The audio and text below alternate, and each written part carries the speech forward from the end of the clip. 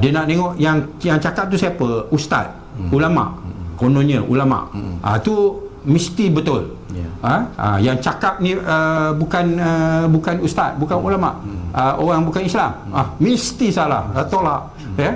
Lalu inilah yang menjadikan umat Islam semakin ketinggalan, kerana mempunyai satu mindset ataupun cara kaedah pemikiran, nengok siapa cakap, bukan nengok apa yang dikatakan.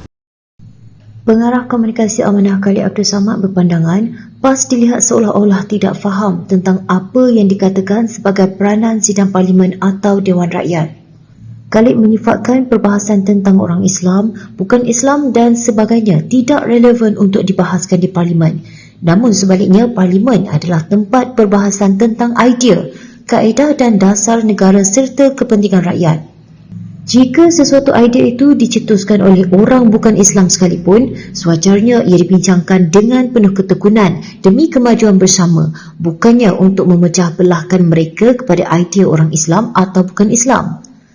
Khalid turut membawakan kata-kata Saidina Ali yang meminta kita sebagai Muslim untuk melihat kepada apa yang diperkatakan seseorang dan bukannya melihat siapa yang berkata. Namun malangnya dalam PAS hanya ustaz dan ulama yang dipandang betul, manakala apa yang diperkatakan oleh bukan ustaz atau bukan Islam, ianya ditolak.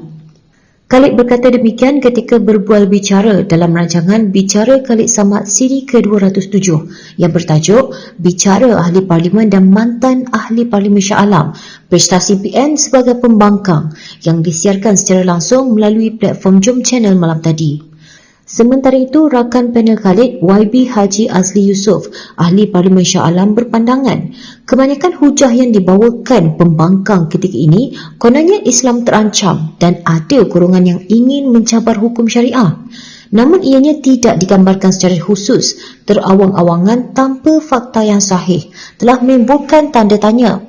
Malah pembangkang terutamanya PAS terus membawa isu kononnya negeri-negeri pembangkang dianaktirikan oleh pihak kerajaan perpaduan dalam soal peruntukan serta dinafikan hak.